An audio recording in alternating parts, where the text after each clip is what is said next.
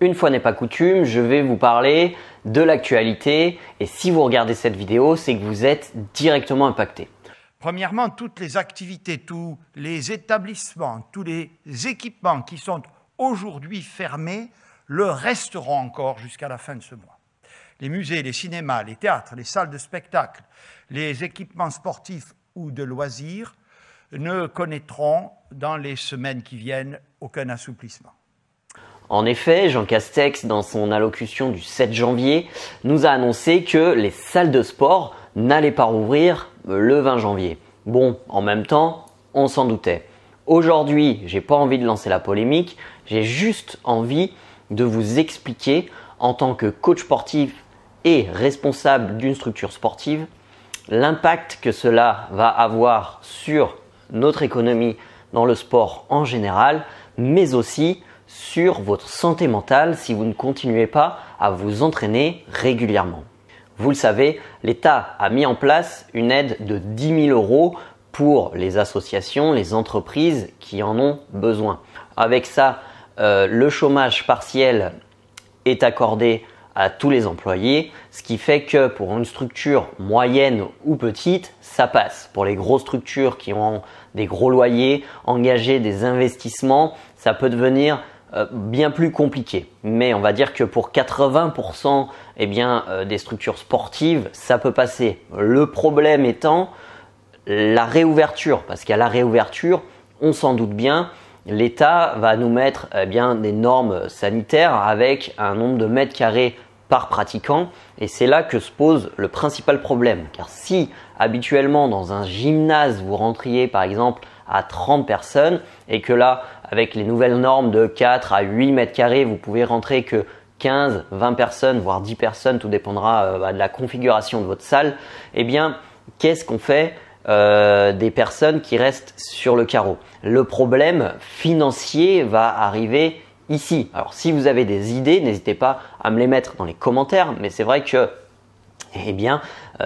pour nous, en tant que salle, ça va être là le gros problème et le gros point d'interrogation.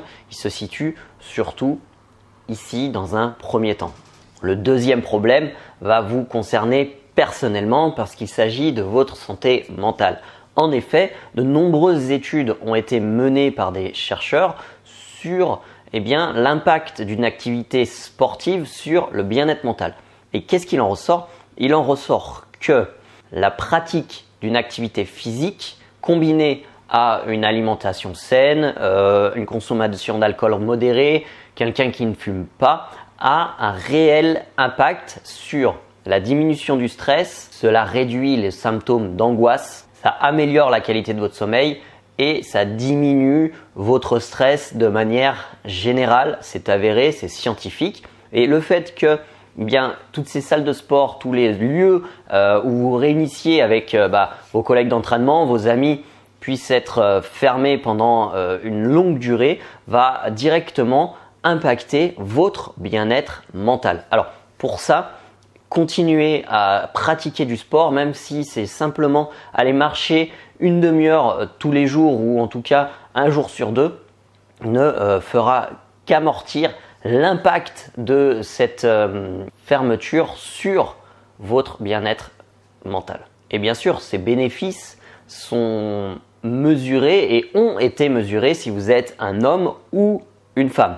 Et pour conclure cette vidéo qui, je vous l'accorde, n'est pas une vidéo habituelle sur cette chaîne, mais bon, il fallait quand même qu'on en parle parce que ça nous impacte réellement. Je voudrais terminer cette vidéo en remerciant tous les acteurs du sport, vous, les bénévoles, les coachs qui continuent à vous faire bouger sur Internet, en ligne avec des cours, qui continuent à vous envoyer des fiches d'entraînement.